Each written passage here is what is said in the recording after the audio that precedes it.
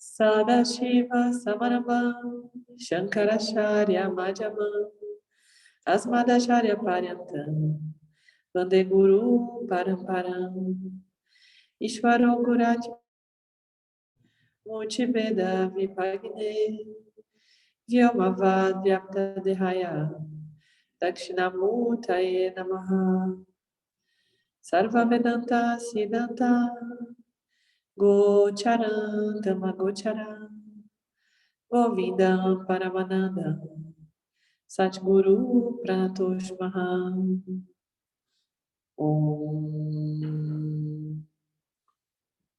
Shanti, Shanti, Shanti Om. Boa noite oficialmente a todos. Então, estamos aqui dando seguimento ao capítulo 9, Dharma, do livro Essência da Iluminação. E para quem está acompanhando o livro físico, está na página 130, último parágrafo. A próxima coisa que um Karma Yogi precisa saber é que está tudo bem com uma ação que não envolva violação do Dharma, supondo que a ação seja satívica ou rajásica. O Dharma universal número 1 é a não violência. Portanto, qualquer atividade que não incorra em lesão aos outros está aprovada. Obviamente, se você olhar para a realidade em termos de violência e não violência, então tudo no campo dármico ajuda ou fere outras coisas. Por exemplo, eu posso ter um trabalho como pintor. Eu tenho o perfil para isso e gosto do meu trabalho.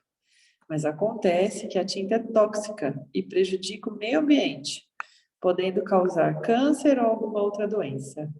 O que devo fazer? É claro que não há uma resposta fácil para esse problema, devido à natureza do campo dármico. Então, você precisa usar sua discriminação. Pode ser que você tenha o perfil para matar coisas. Parece que Ishvara precisa de assassinos, porque eles sempre existiram e sempre irão existir. Mas, obviamente, matar não é considerado uma ação prescrita para Karma Yogis. A não ser que, por exemplo, você esteja vivendo acima do Círculo Ártico, onde não há lojas de mantimentos nem verduras, e sua sobrevivência dependa de tirar a vida de animais.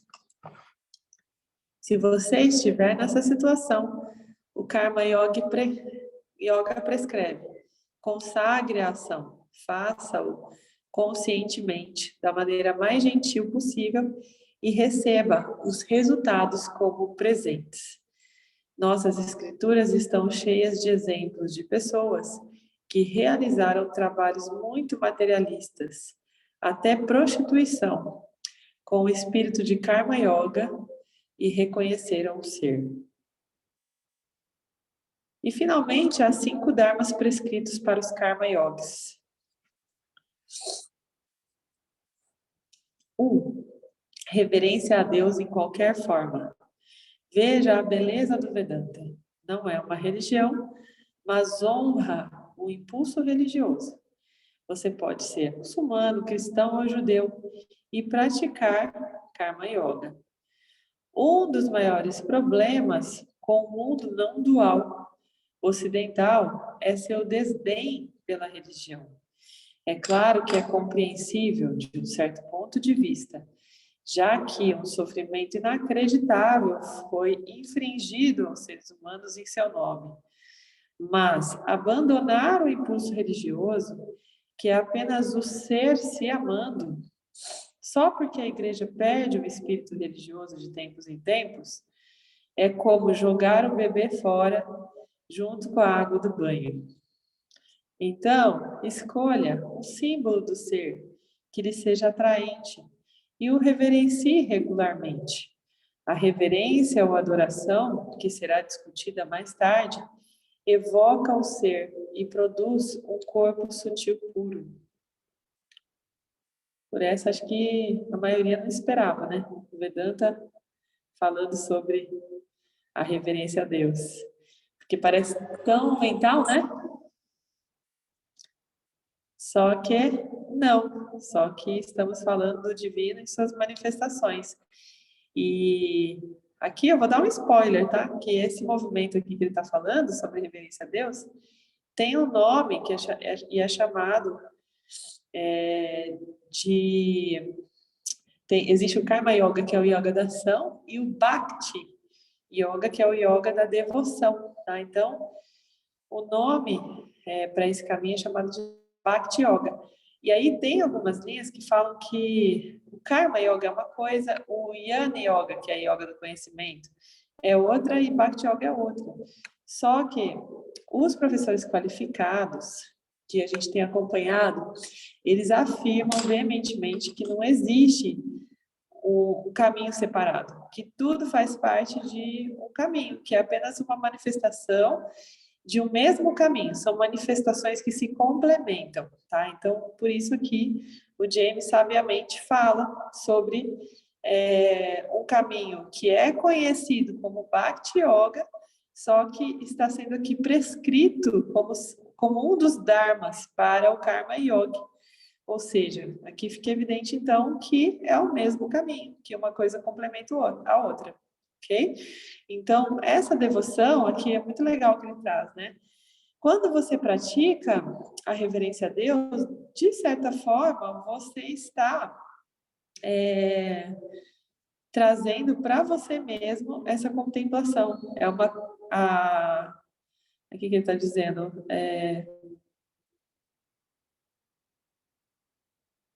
reverencie regularmente. A reverência ou adoração, que será discutida mais tarde, evoca o ser e produz um corpo sutil puro, ou seja, isso faz parte da sadhana. Sadhana é exercício, né? Quando você exercita essa reverência a Deus, você está se ajudando a se lembrar de que Ele está em você, né? Então, isso purifica o corpo sutil. Tira da frente, em vez de você estar sendo profano, né? Profanando palavras vazias, você está dizendo o nome de Deus, tá trazendo a reverência. Então, isso auxilia na limpeza do corpo sutil, né? Em vez de colocar mais bobagem no corpo sutil, a gente traz coisas puras, sutis, né? A gente sutiliza o corpo sutil mais, para que ele se torne sutil do jeito que ele tem que ser, né? Que muitas vezes o corpo sutil não é nada sutil, com tanta coisa que ele tem acumulado, né? Então, esse é um processo de limpeza, ok? Que faz parte dessa linha de reverência, de adoração. Aqui está a tradução de uma oração popular. Ela deve ser entoada sinceramente e dita com grande amor todos os dias. Que todos os seres humanos fiquem bem, que as grandes almas nos revelem o caminho da virtude. Que haja alegria perene para aqueles que compreendem quem são. Que todos os seres em todos os mundos, terrestre e extraterrestre, sejam felizes e livres. Que todos os seres sejam saudáveis. Que todos tenham boa sorte e que nenhum se perca no caminho do mal. Olha que bonito, né? Essa oração aqui. Fazia tempo que eu não li, eu vou colocar até um lembretezinho assim, para eu trazer para o altar essa oração. Essa simples e pouco dispendiosa oração viaja instantaneamente na plena consciência para todas as dimensões da criação, abençoando cada ser vivo. Olha só, está dando uma... o legal desse livro é que ele dá um senso prático, né? Ele dá sempre uma solução para cada coisa que ele traz. Então, para reverenciar a Deus, dá para fazer essa oração todos os dias, para quem está sem ideia de como fazer isso. Item 2, reverência incondicional aos pais. Eita, que essa pega para um monte de gente também, né? Veja a sabedoria. A maioria de nossas coisas positivas e negativas vêm de nossos pais. Você não pode culpá-los porque eles pegaram aquilo que lhes entregaram dos pais deles, quando eram muito jovens para pensar por si próprios. Você tem que assumir a responsabilidade, contanto que não haja ressentimento em relação aos seus pais, contanto que você possa ver que eles fizeram o seu melhor, de acordo com o que sabiam, que possa ver as dádivas que eles lhe deram e honrá-los em seus pensamentos diariamente. É o suficiente. Eu estava fazendo um atendimento hoje à tarde e falando exatamente sobre isso para uma pessoa que me falou: Thaís, eu não sei o que eu faço com a minha mãe. Eu não consigo não olhar para essa questão kármica que eu tenho com ela, e para mim é muito difícil, e eu estou considerando isso insuperável, eu não consigo trabalhar isso. O que você me diz sobre isso, né? E aí eu escolhi falar sobre o Vedanta, né? E até estou tendo a ideia aqui de mandar para ela depois esse trechinho, convidando ela para fazer o estudo com a gente, porque é muito comum, né, o Sansari ficar nessa condição de rejeição desse tronco, né, rejeição de si mesmo, portanto, porque não tem como, né, a gente se dissociar dos nossos pais, e o Vedanta traz isso com muita sabedoria. Alguém quer trazer algo até aqui, gente? Tá tranquilo?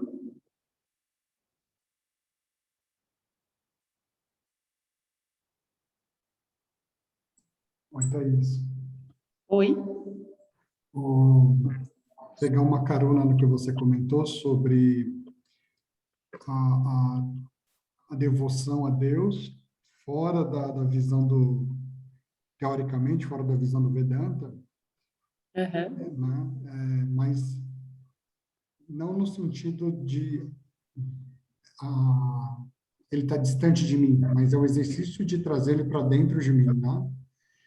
E é muito interessante, porque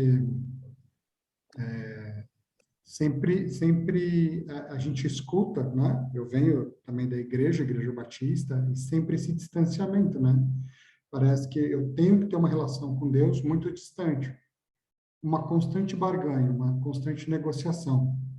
E isso parece ir na contramão do que o Vedanta está propondo. E agora você diz que a gente pode e deve estar, não sei se é o termo certo, adorando, né? Mas com os olhos focados nele, com o coração focado nele, né?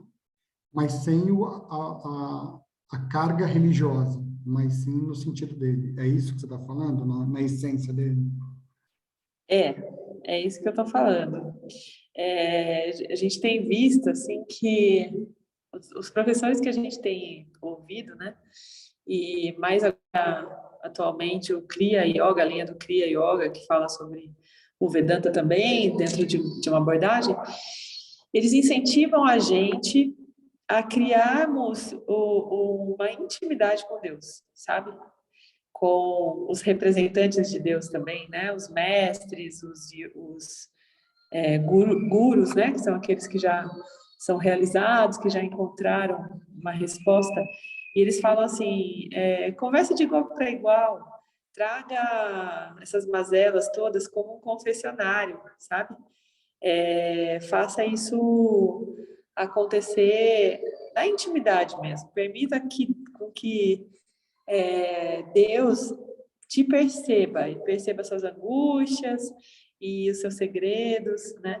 Então, é totalmente diferente mesmo dessa estrutura, né? Devocional eu não sei exatamente, mas de temor, né? Acho que eu diria, de temor. Porque a gente ouve muito isso, né? Eu também já frequentei a igreja evangélica, e eles falam, você precisa temer a Deus.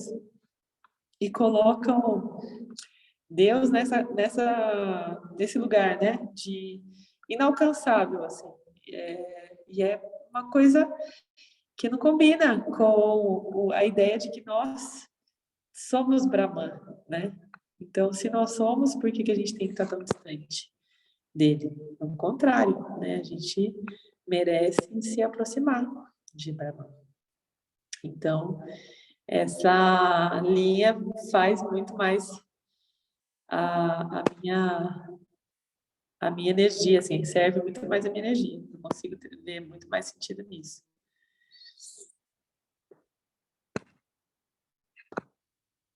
E eu acho que a maioria daqui também, né?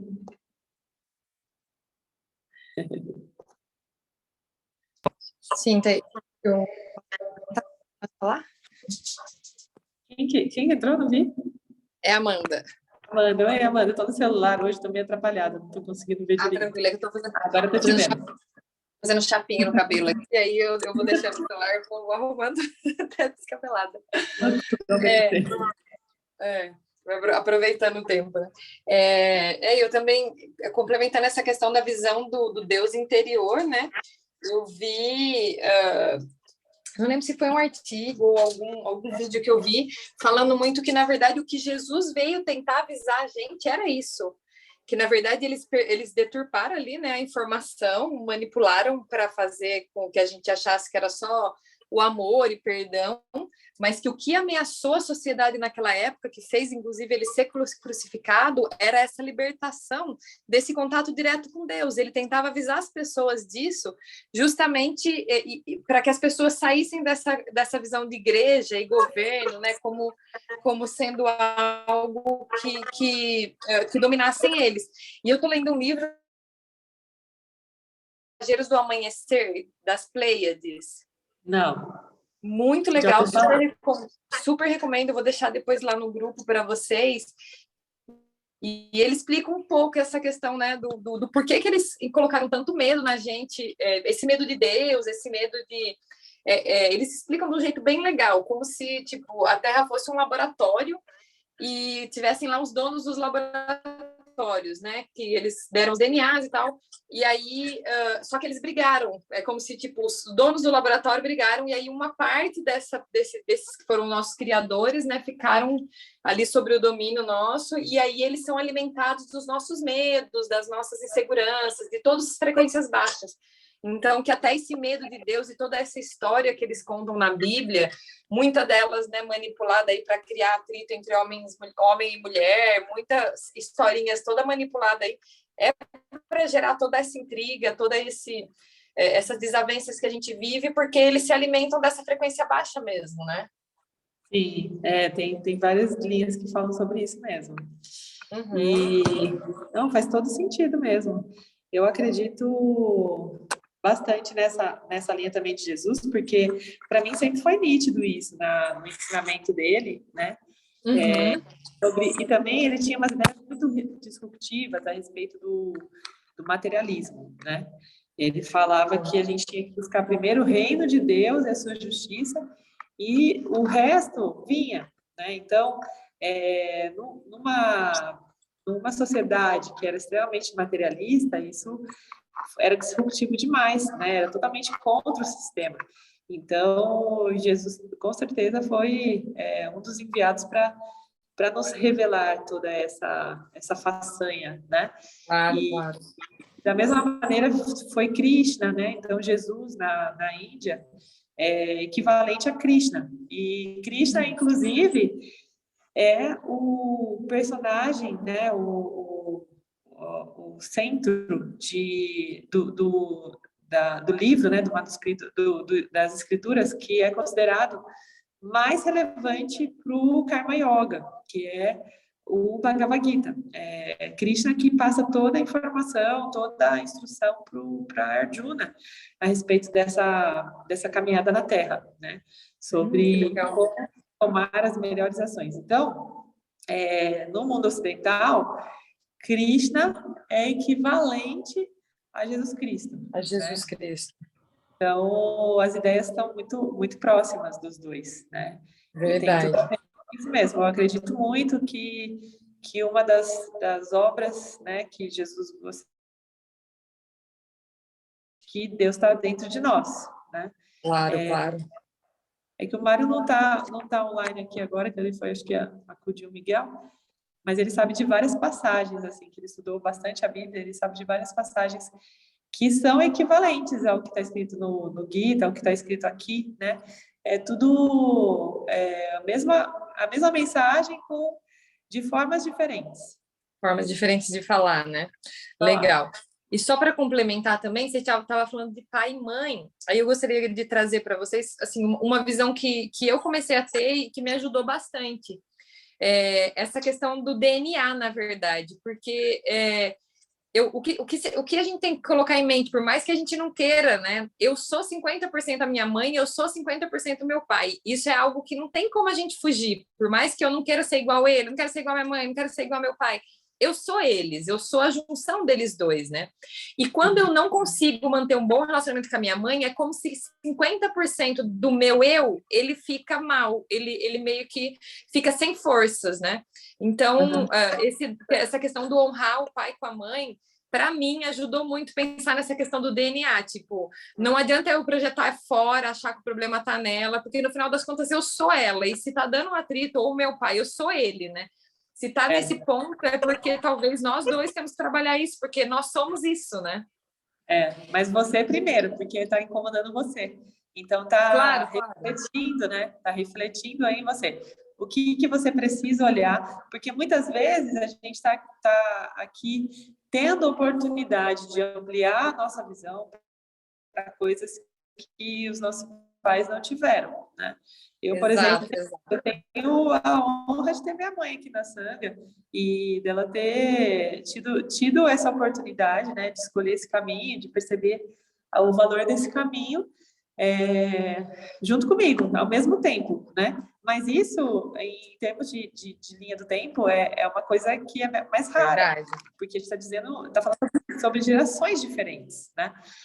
Então, por exemplo, a minha avó, que também está com a gente, está entre a gente aqui, daí nenhum interesse, né, de deixar de ter a rotina dela para estudar o Vedanta. Então, nós temos essa oportunidade de acessar coisas que trarão benefícios para os nossos pais também, né? Porque a partir de nós, a gente consegue transmutar uma série de coisas. E uma coisa que a gente precisa se lembrar sempre, que nós somos infinitos, né? Então, o que nós estamos fazendo aqui por nós estamos fazendo por eles e por quem ainda vem, né? Porque está pelo campo dármico. E então a gente pode sim se ater a essa abordagem, né, de resgate kármico de paz e tal, mas quando a gente consegue ter uma visão da amplitude do campo e ter uma visão clara, né, totalmente da cápsula humana mesmo, né, dessa coisa tão íntima que a gente passa a não priorizar mais isso, né? A gente passa a priorizar as ações que têm mais potência dármica para o campo, né? Do que simplesmente olhar e ficar ruminando as mágoas, os ressentimentos e tal. Mas isso é natural, não é uma coisa assim que a gente precisa falar, não, vou parar com isso porque no Vedanta está escrito que isso não é possível. É natural. E de vez em quando também vem umas questões assim, nossa, eu estou repetindo um padrão que vem do meu pai, queria tanto mudar isso e tal, quero tanto mudar isso. Acontece naturalmente, porque a gente se encontra naturalmente com essas faces, né? Da nossa entidade experienciadora, do nosso Jiva. Mas a ideia é que a gente tenha cada vez mais amplitude no olhar, sabe? Fale, não, eu sei que nada que aconteceu foi pessoal, né? Dos meus pais para comigo. Eles apenas estão dando continuidade a uma remessa que eles receberam, né? De carga de DNA também, né? E estão na medida da consciência deles e da ignorância deles, que todos nós sofremos da doença da ignorância, né, enquanto seres humanos. Então, eles estão na medida da ignorância deles, tentando conduzir essa passagem da melhor maneira, do jeito deles, do que eles conseguem enxergar do caminho como sendo certo, né?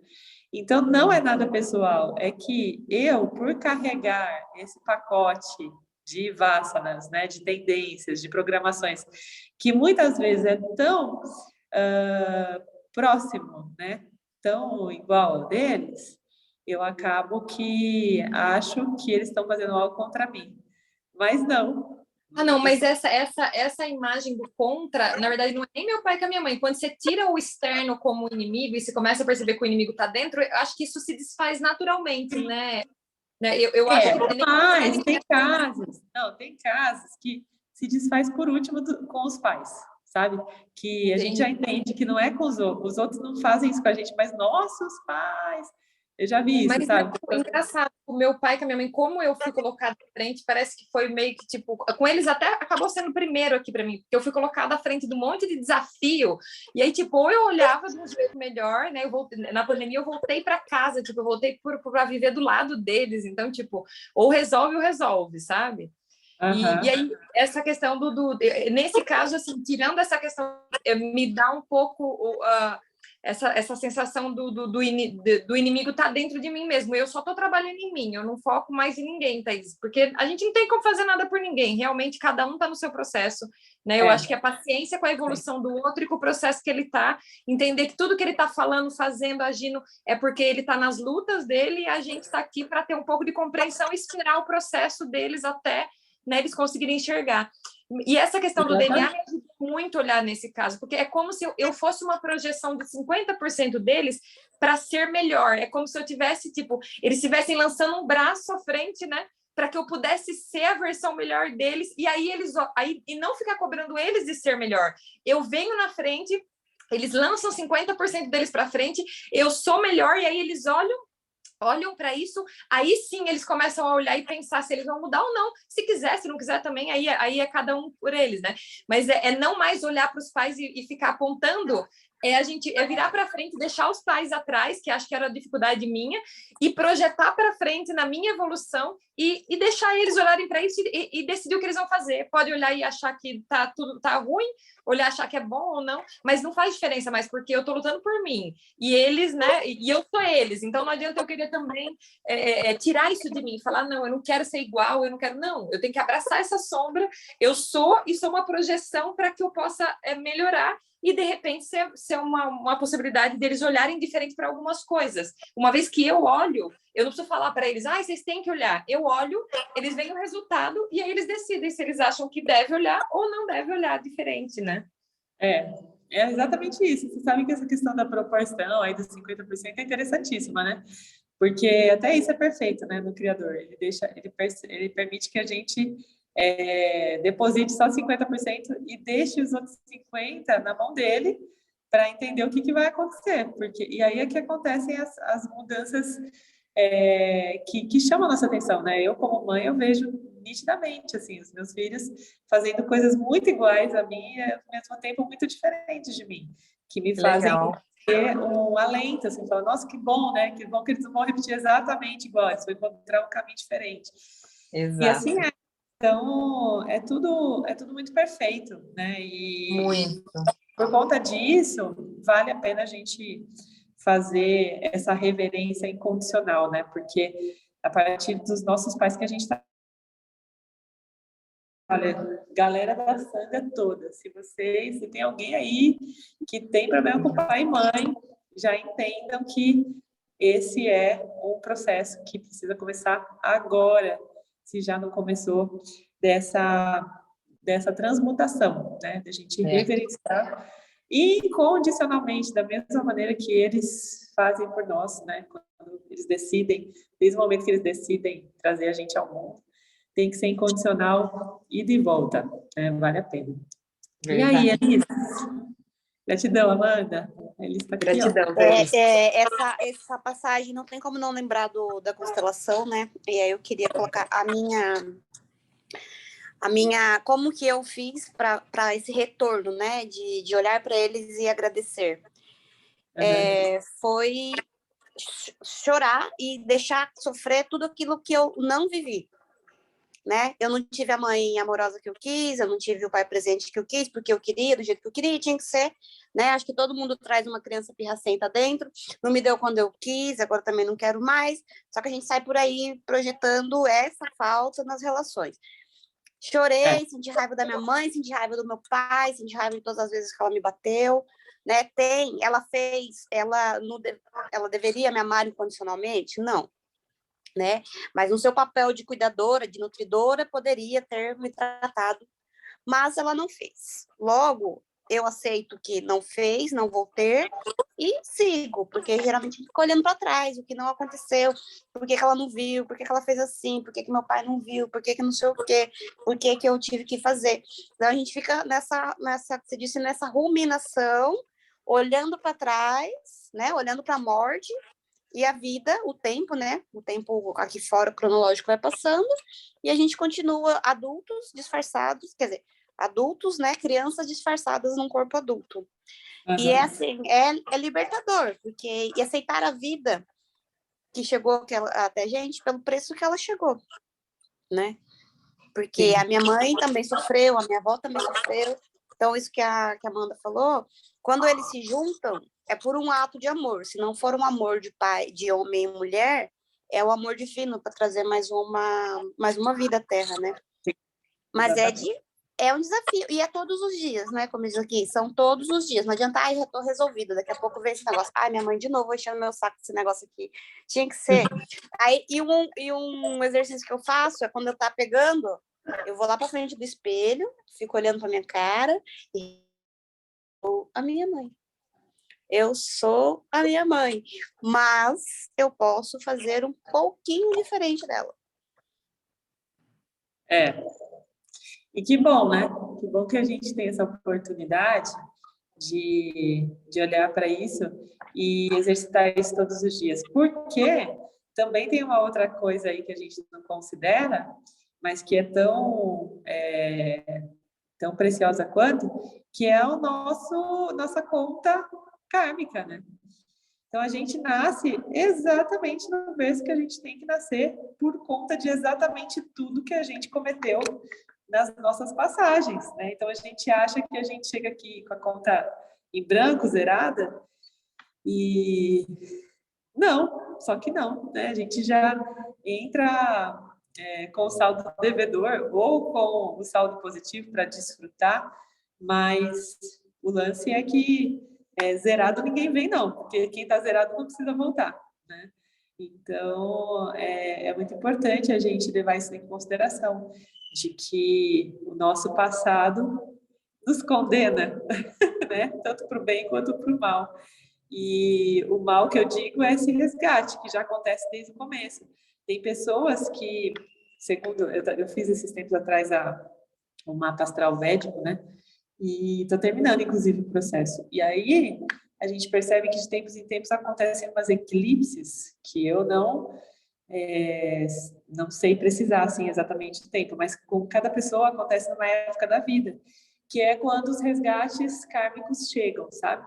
E que chegam de diversas formas. Então, tem pessoas que já nascem resgatando karma. Então, nascem passando fome, nascem no berço violento, enfim, nascem em dificuldade. Outras vão, ao longo da vida, passando por esses processos, às vezes de maneira mais contundente, às vezes de maneira mais branda, né? Mas isso é inquestionável. Então, uma vez que a gente consegue perceber isso, de que é só uma roda viva, né, que reencarnatória, que segue um padrão, a gente passa a liberar, né, essa culpa, esse julgamento de pai ou mãe.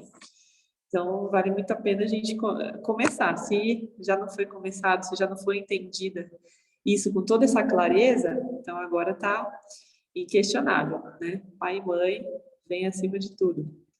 Eis a sabedoria da vida. Mais alguém quer trazer? Então, a gente parte para o item 3. Reverência às escrituras. O propósito do Karma Yoga é ganhar uma disposição contemplativa, assimilar o significado dos ensinamentos. Mas você não deve achar que simplesmente irá começar a investigar quando estiver contemplativo. Você deve se dedicar por meia hora ou 1 hora por dia, ou mais, para o estudo do Vedanta. Olha só, hein? Agora o negócio ficou um pouquinho mais apertado. Para quem está acostumado a estar aqui só uma vez na semana da Sangha, né? Então, ideal é que esse Shravana, né, que a gente chama, que é a exposição ao ensinamento, aconteça diariamente, tá? Então, meia hora ou 1 hora por dia. Você não se torna contemplativo de repente. Você tem momentos contemplativos durante o dia e insights o tempo todo. A progressão de uma mente voltada para o exterior para uma mente voltada para o interior é gradual. Um dia você perceberá quão clara e pacífica sua mente se tornou, mesmo no meio de uma vida tarefada. Karma Yoga é para executores de ações com forte desejo pela liberação e que compreendam o valor do conhecimento.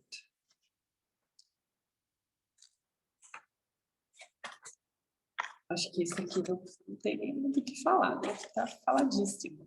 Mas continuando aqui, o que eu posso trazer para vocês? Que existem várias maneiras, né, da gente fazer isso. Uma maneira que vocês que estão à disposição, que está à disposição de vocês é voltar os capítulos, né? Então, voltar lá para o capítulo 1, voltar a ver os conceitos.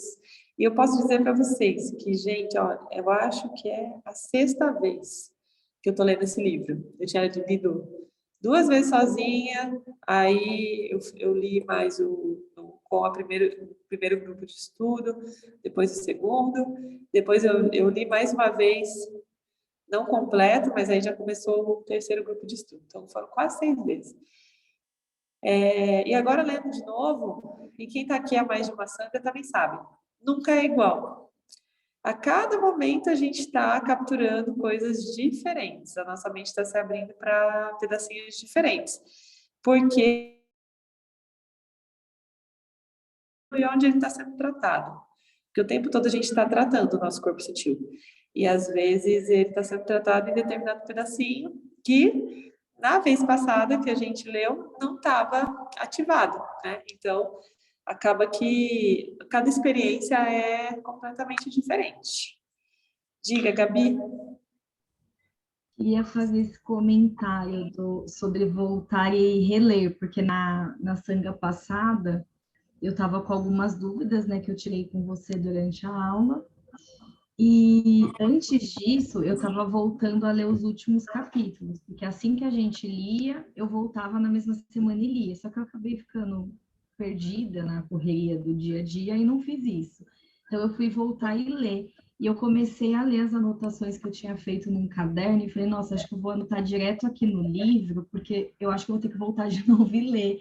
Eu até fiz um gráfico para ver se gravava na minha cabeça para eu não ficar com dúvida, né, entre uma coisa e outra. Mas, enfim, eu achei interessante você comentar isso sobre você não ter a mesma visão ou ter de uma forma diferente e mais clara, né? Porque você fala, ai, nossa, é isso, que aí o que a gente está vendo agora, se você voltar e ler o que a gente viu no início, fica muito mais claro e mais fácil de entender, minha visão, pelo menos, né? Porque como é um assunto que eu pelo menos, nunca tinha ouvido falar na vida, e quase ninguém conhece fora da Arca, se você fala Vedanta, você fala, que é isso? Que isso? A gente sabe explicar ainda, porque a gente está, né, estudando. Então, eu acho que, de fato, essa questão de voltar e ler de novo faz não só entender melhor, mas você começar a perceber no seu dia a dia, né? Eu estou fazendo... E é impressionante, Gabi, é impressionante, porque a primeira sanga eu tinha lido uma vez só, né? 2 vezes. Não, tinha lido 2 vezes. Só que daí, quando eu fui ler, era como se fosse a primeira vez de novo. Daí, o que eu fazia? Eu lia o capítulo antes de falar na sanga, sabe? Porque eu queria ter certeza que eu estava compreendendo tudo que eu estava lendo. Hoje é tão maluco que eu vejo as situações cotidianas naquilo que eu estou lendo, né? Então, eu já não estou mais nesse estágio de compreender o que eu estou lendo, mas sim de contemplar, né? Que é o que ele falou aqui. Então, como que acontece isso? Em um momento. Só que é um momento que vem de um tempo de dedicação. A gente não sabe exatamente que momento que é esse. É gradual, né? Mas a partir do momento que vira essa chave, você passa a olhar e enxergar Vedanta em tudo de uma maneira estruturada, né? Não simplesmente ver uma coisa e falar, isso é Vedanta, mas não saber explicar exatamente o porquê que é Vedanta, né? Tudo é Vedanta, claro que é. O Vedanta está explicando sempre sobre tudo, né?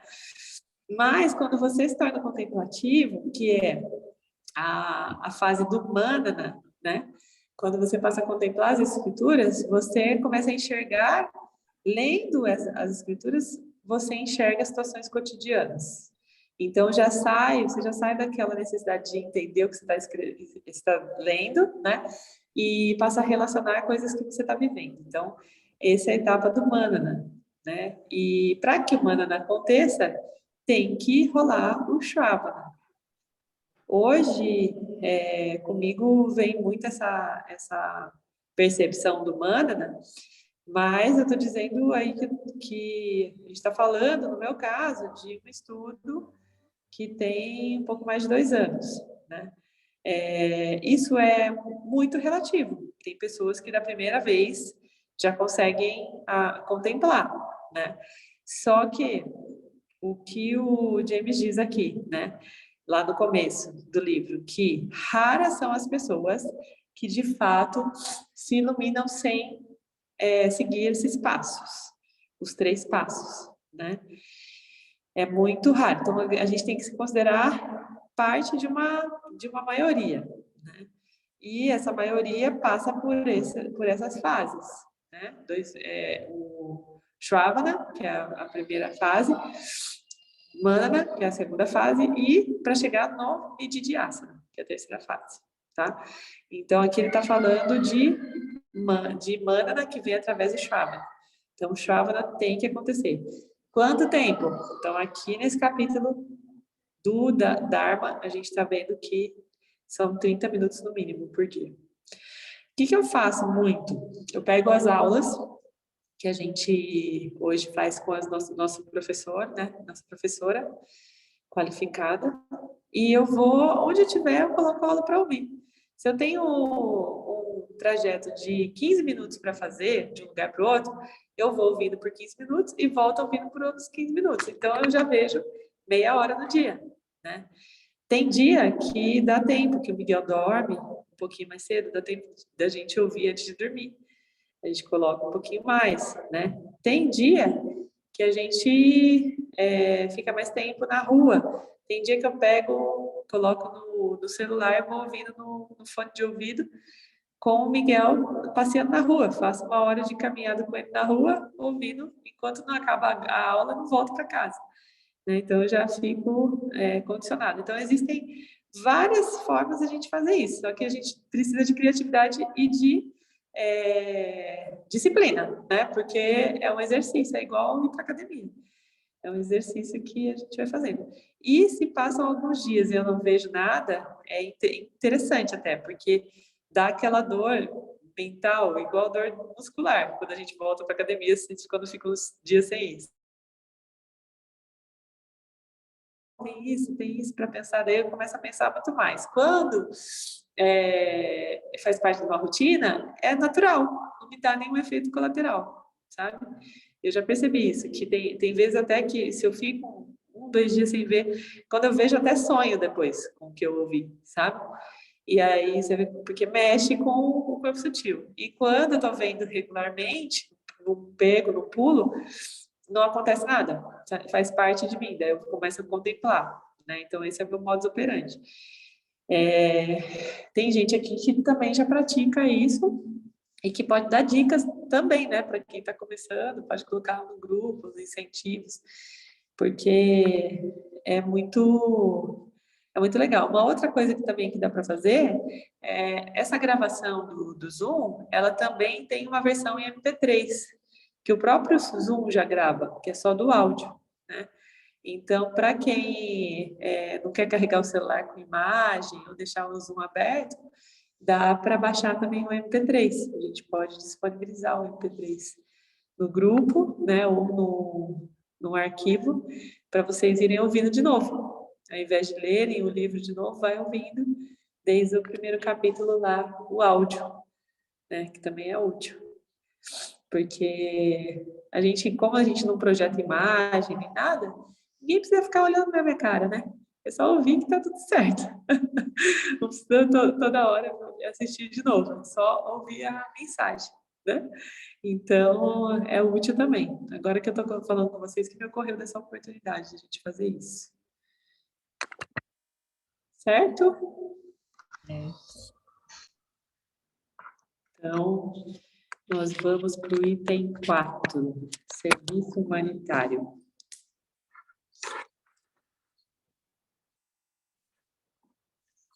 Quando alguém quer algo de você, veja se você pode dar o que eles querem, supondo que seja um desejo razoável. Se você está ajudando outras pessoas, pelo menos não está desperdiçando seu tempo, entregando-se a hábitos tamásicos e rajásicos. Servir cultiva sattva. É difícil praticar o trabalho de servir porque o ego pode facilmente imaginar que é superior àqueles que somente cuidam de si próprios. Então, é importante não exagerar, sem grandes ideias de saúde.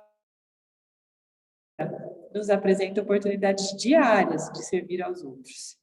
Serviço não significa fazer o que os outros querem que você faça, ainda que isso possa acontecer. Significa estar aberto para os outros, não excluí-los. Servir os outros requer considerável atenção, porque o ego, que surge do sentido de inadequação e inferioridade, procura por oportunidades para se sentir especial e virtuoso. Servir os outros deve estar baseado no reconhecimento da unidade essencial de todos nós.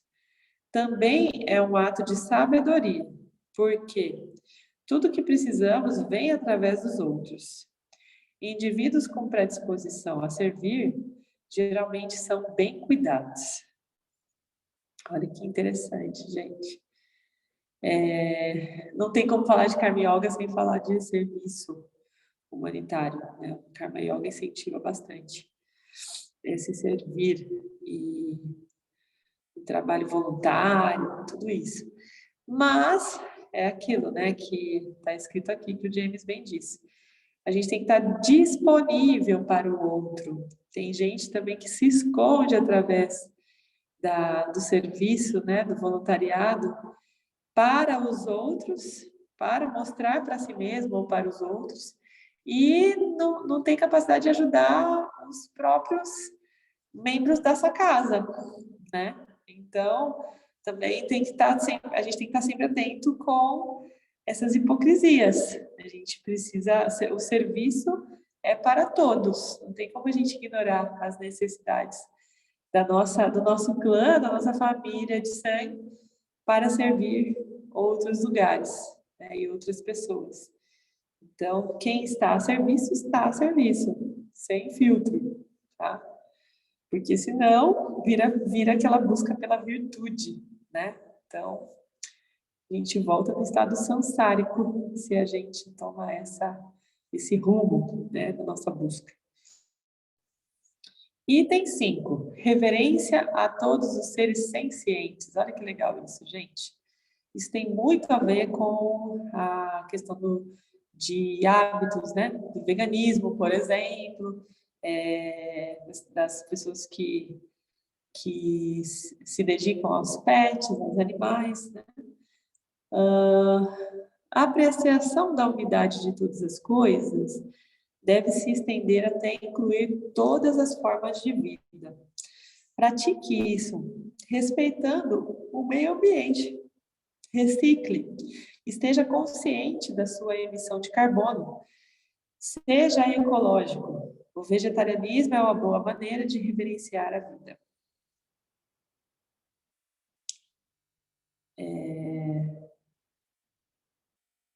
Às vezes dá trabalho, né? Fazer uma coleta seletiva, escolher pelas embalagens que são menos danosas para o meio ambiente, enfim, buscar caminhos, né? Menos impactantes possível. Mas isso também é karma yoga. Isso também merece acontecer.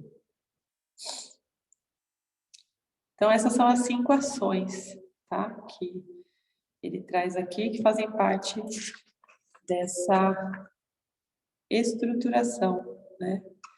Que os karma yogis devem seguir para se considerarem karma yogis. Então, rememorando, reverência a Deus em qualquer forma é a primeira, reverência incondicional aos pais é a segunda, reverência às escrituras é a terceira, serviço humanitário é a quarta e reverência a todos os seres sencientes é a quinta. E além desses dharmas todos que a gente já viu, existem mais 2 dharmas. Então, como você pode ver, o tema dharma é muito complexo. Dharma como resposta apropriada, dharma como regras, dharma como dever, dharma como a verdadeira natureza do ser, dharma como a natureza do ser refletida. E agora mais 2 dharmas, Samanya Dharma e Vishesha Dharma. Samanya Dharma.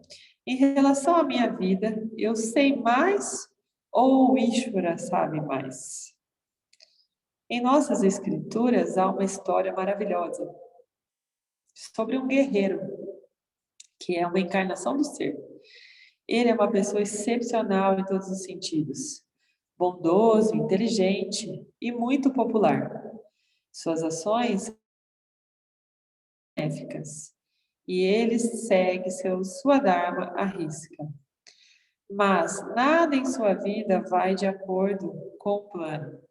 Em geral, quando as coisas vão mal, culpamos os outros, mas deveríamos provavelmente começar culpando a nós mesmos, porque é comum fazermos escolhas tolas que produzem karma indesejável. Mas, embora ele agisse atentamente em cada situação, em harmonia com sua natureza e a ordem social, todas as vezes as coisas davam errado. Uns poucos dias antes dele ser coroado rei, evento que ele, sua esposa e família, e de fato o reino inteiro desejava fervorosamente, ele foi informado que ele não iria ser coroado e seria exilado para a floresta, devido a uma promessa não cumprida que seu pai fez para sua madrasta. Quando ele ouve as más notícias, ele permanece imperturbável, nem feliz nem irado, e diz: é o dever de um filho obedecer os desejos de seus pais, indo assim alegremente ao exílio, para o exílio. Olha só. Aqui ele fala, ó, em nossas escrituras há uma história maravilhosa. Então, eu já vou fazer o spoiler aqui, dizendo para vocês que isso faz parte do Bhagavad Gita. Então, do Mahabharata, conta a história, como que tudo se deu. Depois, no Bhagavad Gita, a coisa se desenrolar. Então, essa história é real lá do Bhagavad Gita. A ideia, é claro, é que há uma ordem particular na sociedade, uma ordem universal estabelecida por Ishvara, as necessidades do todo. A unidade familiar, que é a base da sociedade, funciona adequadamente quando as crianças respeitam os desejos dos seus pais, supondo que os pais sigam também a ordem social. A ordem social está baseada na ordem psicológica, que evolui a partir da estrutura dos gunas por trás dela. O propósito dessa ordem é colocar em harmonia todos os desejos e medos aparentemente conflitantes dos indivíduos, de forma que o todo funcione convenientemente. Quando os conflitos se desenvolvem, todos sofrem. E a ordem psicológica está baseada na natureza não dual da realidade. O princípio uno, plena consciência barra amor, por trás de tudo. Se a realidade é não dual, é lógico afirmar que o valor número um de todos os seres sencientes seja a não violência. Que a dualidade, a ideia de que meu ganho é sua perda, está tão arraigada, todos tememos por nossa segurança, nossa subsistência, etc. Esses medos podem levar a vários comportamentos que causam danos para outras pessoas. Não violência em nossa tradição é definida como não violência por pensamento, palavra ou ação. Portanto, ao seguir o valor do Dharma de não violência, a lei moral, colocamos nossas vidas diretamente em harmonia com Ishvara, o Criador da lei. Todos os valores universais, verdade, caridade, liberdade, não roubar, etc., estão baseados no fundamento da não violência. Eu não roubo porque compreendo que o outro valoriza o que possui e que eu lhe imponho pressão emocional quando o despojo de suas posses. Eu reconheço seus sentimentos, porque sei que somos, na realidade, um. Eu me sentiria da mesma maneira se você me roubasse. Embora pareça que somos diferentes, somos, na verdade, o mesmo, o ser não dual. Eu não minto para você, porque ele causaria dor.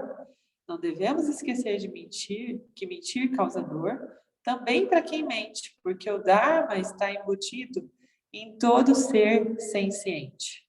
É frequentemente chamado de consciência. Eu não lhe privo de sua liberdade, porque valorizo a liberdade acima de todas as coisas. Liberdade, de fato, é o valor não dual definitivo, porque mesmo quando estou socialmente, politicamente e fisicamente livre de limitações, estou inclinado a procurar a liberdade interior. Então, sendo assim, alguém consegue resumir para mim o que é Samanya Dharma?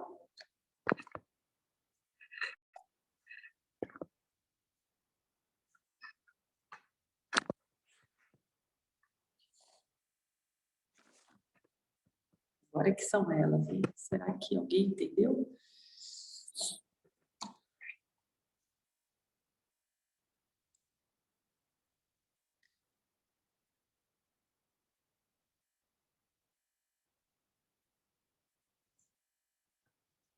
Deixa eu ver quem está aparecendo aqui no vídeo. Oi, Elisa, acho que você está falando e eu não estou te ouvindo porque seu áudio está... Tá mudo, porque eu sou assim. Fiquei ansiosa. Provinha, eu falei, eu tenho que acertar essa, esqueci de ligar. Eu treinar o meu olhar de neutralidade para tudo que acontece em mim e sem ficar escolhendo o que eu quero, o que eu não quero fazer. Seria mais ou menos isso? Acho que você passou meio longe. Bem longe, então. Exatamente isso, não. Samanya Dharma, ele tem um resumo mais simples do que isso que você está trazendo. Ó, vou dar uma dica que está aqui na página 133. Aqui nesse segundo parágrafo da 133 fala sobre o resumo do que é o Samanya. Quem se arrisca?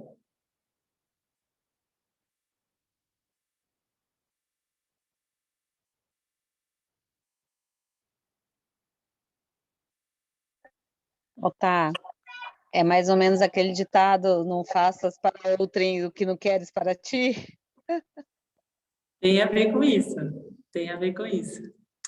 É isso, mas tem um nome que é associado a isso. Como é que chama?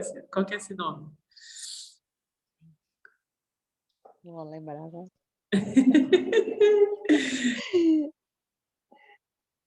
Quem mais se arrisca a resumir Samanya Dharma?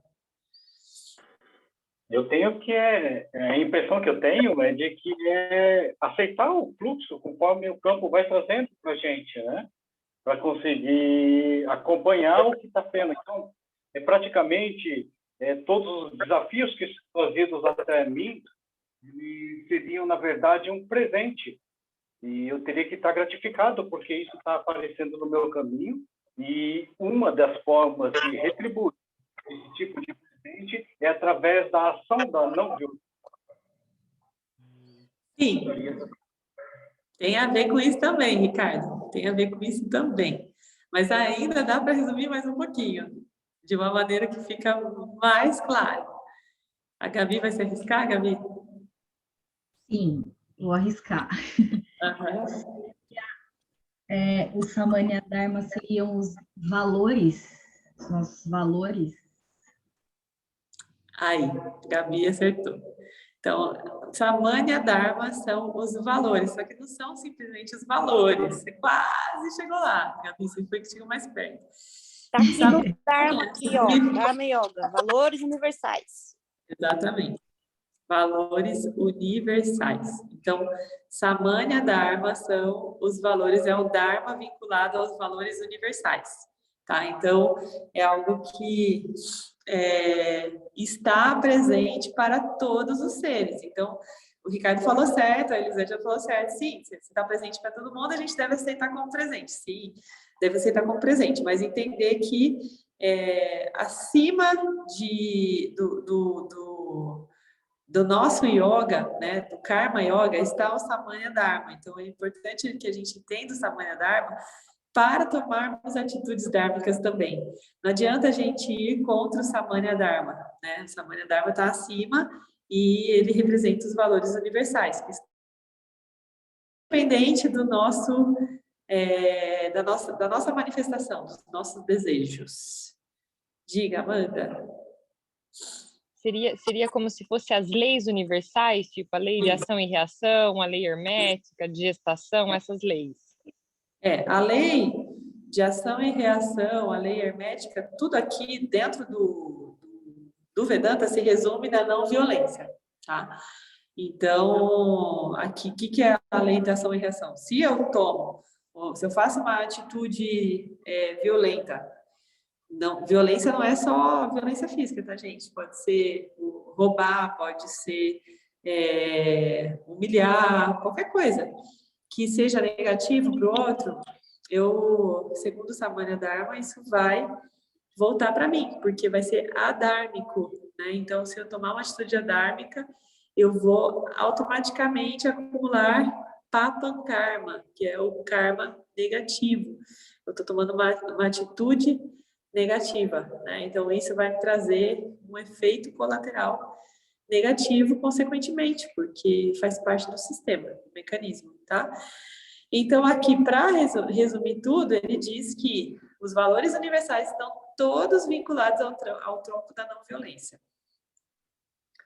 Tá? Então, não violência é o que faz parte, é a alma de todos os valores universais. Então, eu não vou roubar porque roubar é violento. Eu não vou mentir porque mentir é violento. Então, aí entra um pouquinho aqui dentro, aqui no Ocidente, a gente ensina isso, a gente aprende isso como pecados, né? Mas se você for olhar o tronco do pecado, é a violência. Então, quando eu tenho, por exemplo, a luxúria, eu estou desejando um corpo que não me pertence e que eu quero que me pertença. Isso é violento, né? Independente de ser consentido ou não consentido, se eu desejo o ato sexual por desejar, por mim, para me satisfazer, eu estou sendo violento. Se eu minto, eu estou sendo violento, porque eu estou trazendo para o outro a subtração da verdade, né? Estou impedindo o outro de conhecer a verdade, isso é violência. Então, tudo é violência, segundo o Vedanta, né? Então, é interessantíssima essa forma de pensar a violência, porque aqui no Ocidente a gente não é ensinado dessa maneira. E a não violência, a comunicação não violenta, por exemplo, que é até uma ferramenta, ela traz muitos benefícios para os ocidentais, porque, de fato, nossa estrutura mental é construída muito na base da violência. Não considera sendo violência, porque a gente só considera a violência física, a violência material, né? Uma violência mais explícita, como sendo substantivo de violência, né? Sendo que violência é tudo isso, ok? Então, quem chegou mais perto aí da definição foi a Gabi, mas todos, de alguma maneira, estavam olhando para os sintomas, né? Então, não estavam falando diretamente da causa, mas estavam passeando pelos sintomas. Então, tudo está certo, tá? Mas o resumo do resumo é isso. Samanya lembra leis universais, tá? Dharma universal. Dharma Yoga. Dúvida. Oi, Gabi. Quando aqui fala da não violência, que é a primeira lei do campo, a gente sempre vai basear esse princípio no Vedanta? Sempre vai girar em torno disso? Sempre vai girar em torno disso. Tá. É o princípio único. Por quê? Esse princípio da não violência, ele está vinculado diretamente com o princípio da não dualidade. Quando eu consigo praticar a não violência, eu quebro a dualidade. Entende? Quando eu consigo praticar a não violência em todas as minhas ações, eu, de fato, passo a ser verbo da não dualidade. Porque eu, de fato, passo a ser o todo. Eu passo a ser todas as minhas relações. Né? Então, se o Advaita Vedanta, que é o que a gente está estudando, fala sobre a não dualidade, então, automaticamente, a não violência é a chave para quebrar esse mecanismo, para desbancar o jogo. Entendeu? Então, sim. E é tão interessante que, assim, ela não aparece aqui com tanta ênfase, mas depois a gente vai ver nas próximas escrituras, fala muito sobre isso. Aqui, como é muito introdutório, né, tem um pedacinho aqui dedicado, mas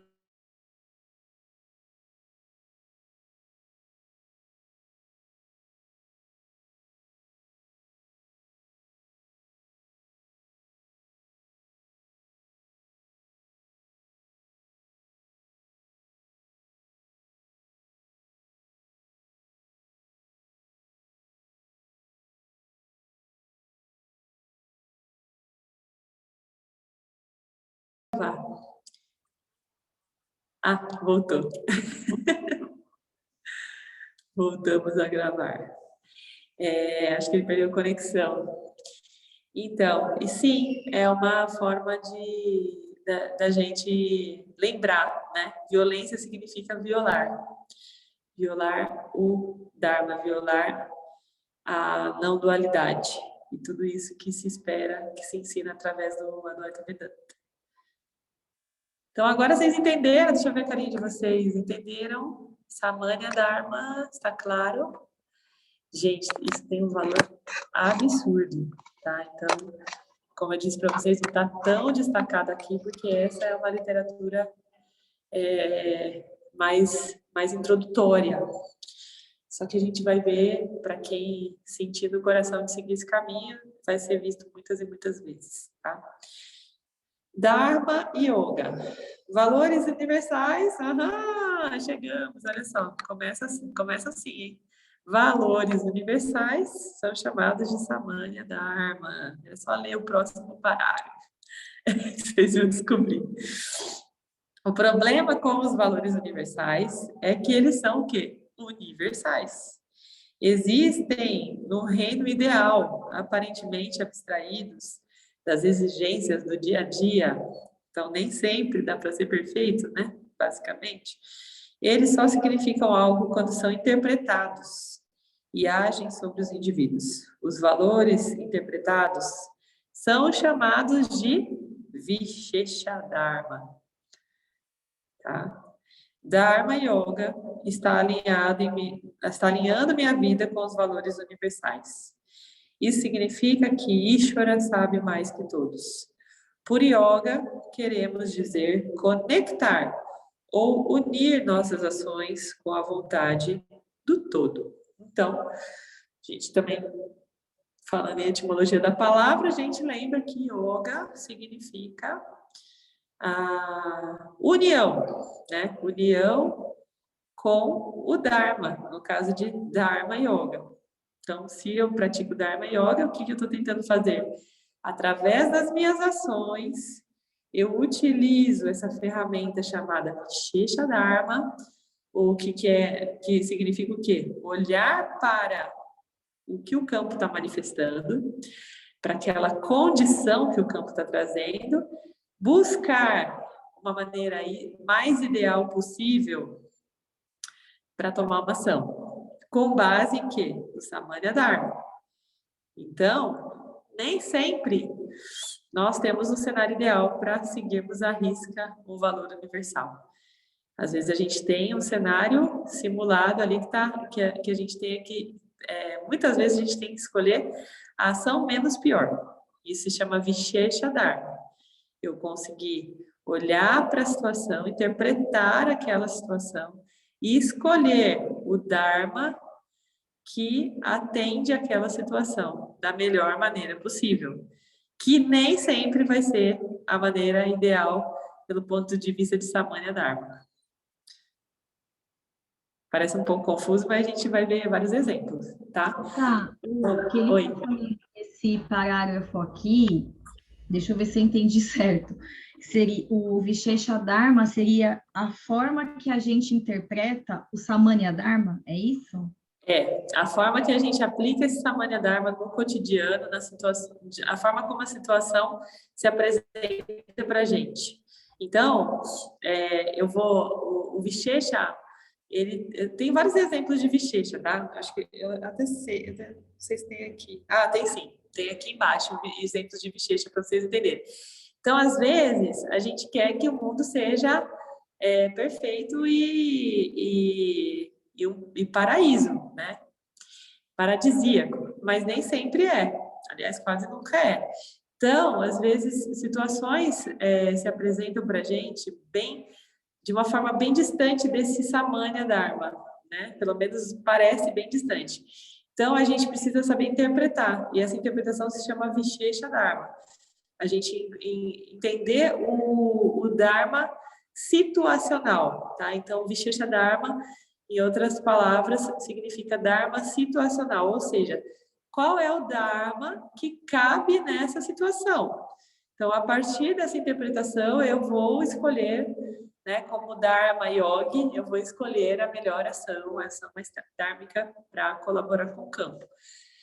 Porém, nem sempre é a ação perfeita, né, pelo ponto de vista de Samanya. Então, eu vou ler alguns exemplos aqui para ficar claro, para ilustrar para vocês, tá? Aqui eu tô... a gente ainda tem uns minutinhos, então vamos ver mais para frente. Dharma Yoga está alinhando minha vida com os valores universais. Isso significa que Ishvara sabe mais que todos. Então, às vezes a gente fica falando, por que Deus, você me trouxe isso? Eu queria um mundo perfeito, né? Mas ele sabe mais que todos e, às vezes, a gente encontra o caminho do tesouro aí no cenário que não é ideal, né? É só a gente saber olhar. Então, veja o lado negativo para o ego. O que acontece quando aquilo que eu quero não está em harmonia com as necessidades do todo? Uma pessoa que cresceu em uma sociedade baseada no desejo, liberal, materialista, consumista, infectada por um forte senso de direitos pessoais, terá um grande problema com essa ideia. Especialmente na América, a popularidade duradoura do arquétipo rebelde, um desdém pelas regras É um forte testamento para as dificuldades que enfrentamos quando praticamos Dharma e Yoga. Se não estou entusiasmado com a ideia de render minhas vontades à vontade de Ishvara, ficarei confuso quanto às necessidades do todo. Parte dessa confusão está justificada, porque às vezes uma parte específica do campo dármico que habito está sob o feitiço de Adharma, e as necessidades do todo parecem ser maléficas. Por exemplo, uma pessoa boa e obediente à lei, criada na Alemanha após a Primeira Guerra Mundial, poderia ver a invasão de outros países e os campos de concentração como as necessidades do todo. E, de fato, a defesa que os cidadãos de baixo nível que tiveram o trabalho de administrar os campos de concentração usaram foi o argumento do dever, porque eles foram condicionados a seguir regras sem pensar. Olha que loucura. Mas, às vezes, é importante ignorar as necessidades imediatas do todo, porque elas são adármicas. O ego, a parte do ser que está sob o feitiço da ignorância, não deixaria de usar argumentos inteligentes para evitar a prática de Dharma Yoga. Portanto, é importante definir as necessidades do todo de forma mais específica. Olha só. Então, já começaram aqui os exemplos, né? Eu vou dar um exemplo aqui que me veio enquanto eu estava lendo. O caso do Covid, né, especialmente.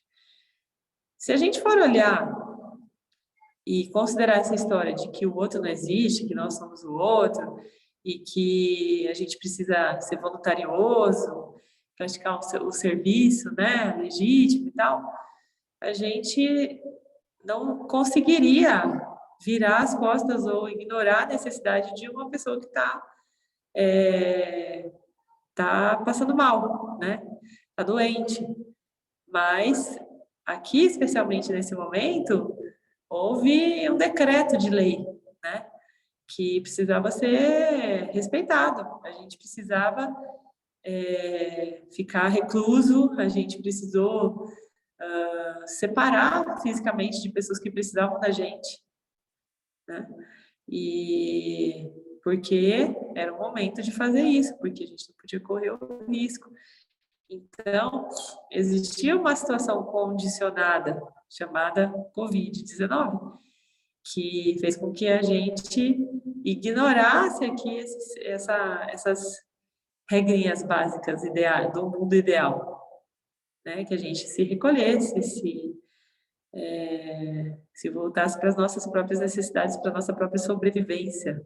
Então, nós entramos num modo de sobrevivência que não é considerado dármico, é considerado egóico, né? Pelo ponto de vista dos valores do Dharma, Samanya Dharma, não é ideal esse comportamento, né? De reclusão. Porém, existia ali um feitiço, né? Um problema que fez com que essas leis, esses decretos se tornassem soberanos a outras leis universais, né? Então, isso acontece, e é por isso que existe o Vishesha Dharma, porque, por um lado, não é dármico, mas, olhando para aquela situação, interpretando aquele cenário, esse é o melhor que eu posso fazer nesse momento, né? Manter a distância da pessoa que eu mais gosto, que eu sei que está precisando, mas que não pode correr o risco de pegar doença, né? Enfim, tem um pouco disso para a gente ilustrar, ok? Alguém tem alguma dúvida?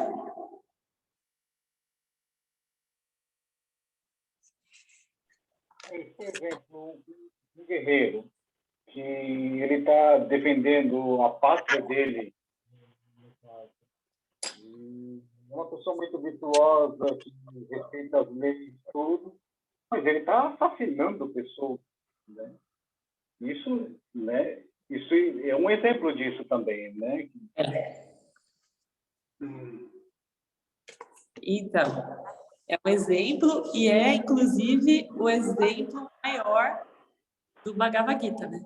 Inclusive, o Bhagavad Gita começa justamente com o personagem principal, Arjuna, precisando entrar numa guerra e ele olhando para o outro lado, vendo todos os parentes dele lá, sabendo que ele estava mais forte, que tinha a tropa dele tinha mais chance de vencer, só que isso ia derramar sangue dos parentes dele, né?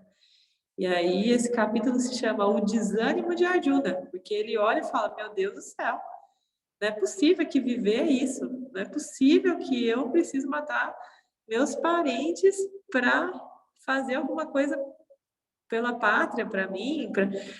que é isso? Eu quero ser renunciante, né? Ele começa querendo renunciar, abrir mão, né? Soltar a arma e a espada e acabar com aquilo.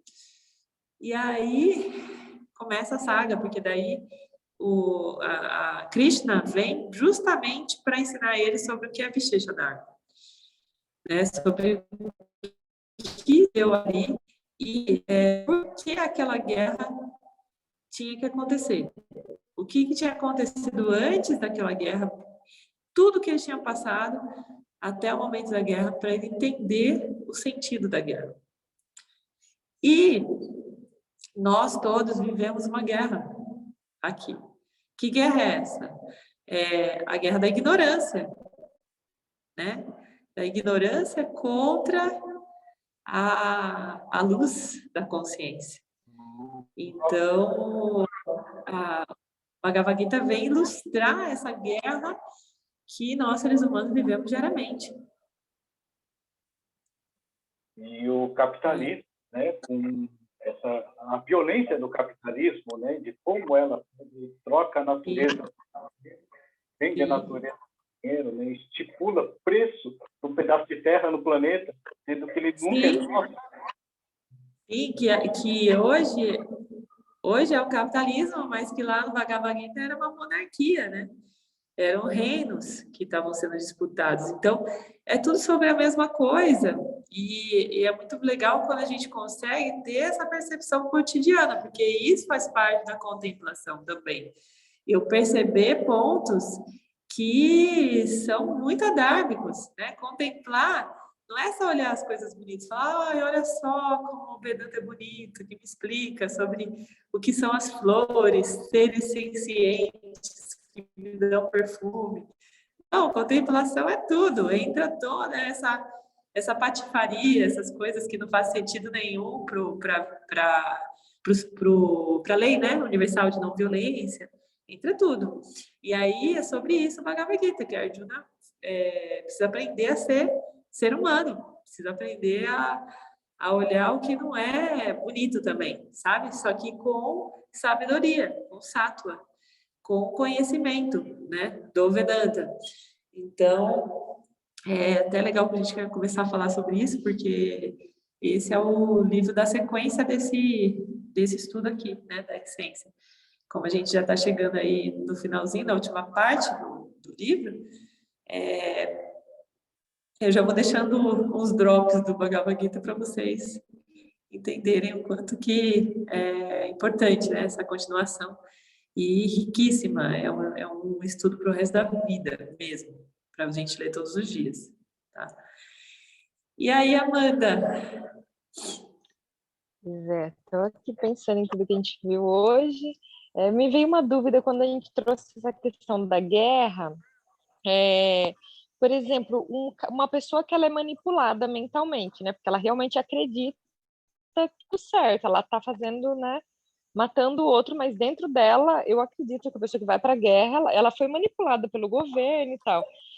Esse saldo entra para a balança negativa dela, mesmo que ela não tenha consciência, porque ela foi manipulada para fazer aquilo? De uma maneira diferente. Não entra dessa maneira porque ela estava ignorante. Então, a ignorância é uma bênção de fato.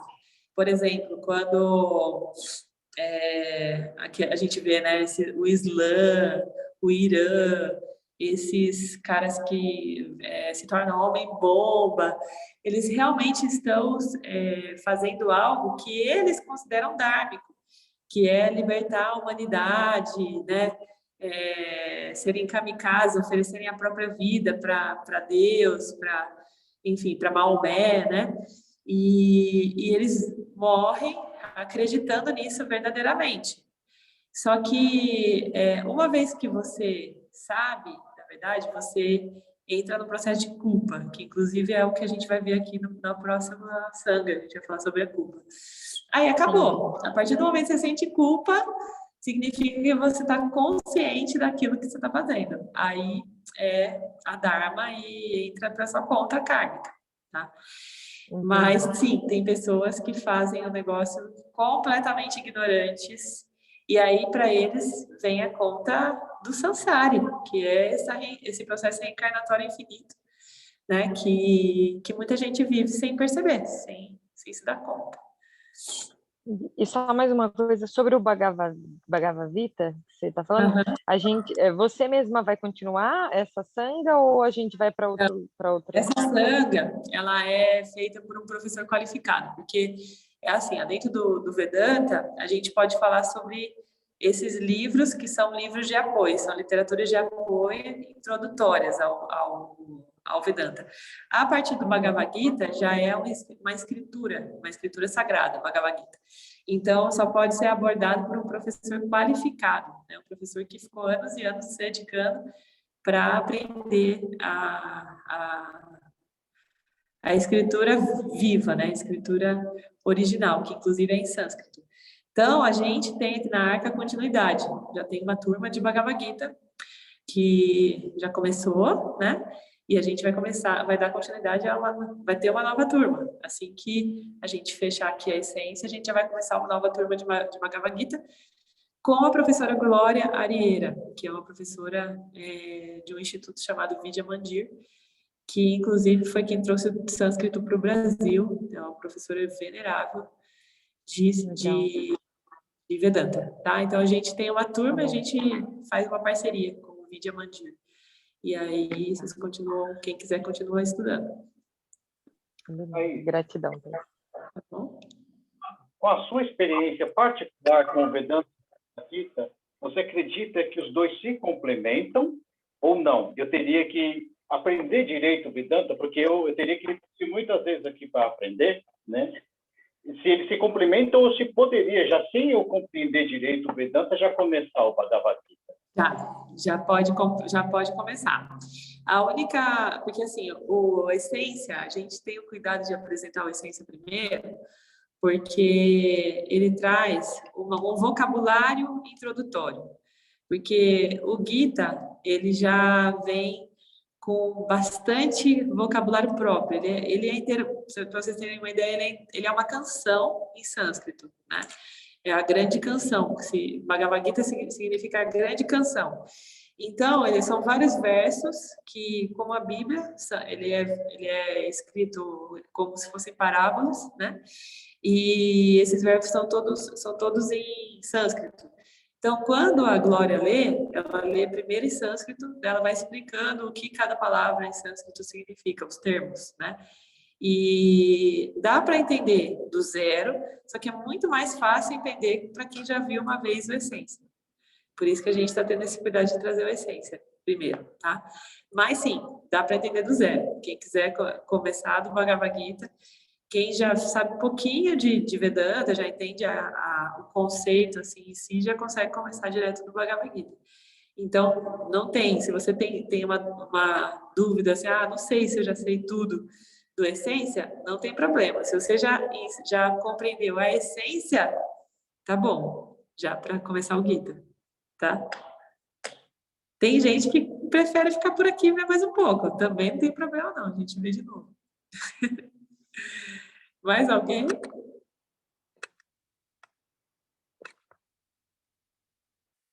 Bom, pessoal, então, encerrando a saga de hoje, aqui paramos no subitem culpa, que a gente vai ver na próxima quarta-feira. Então, agradeço a presença de vocês. A gente manifesta, então, a nossa plenitude com Purnamada.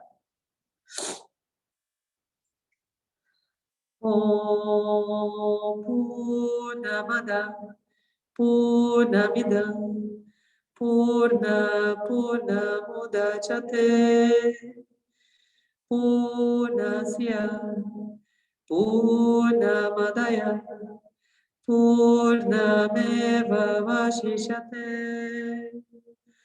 Om Shanti Shanti Shanti.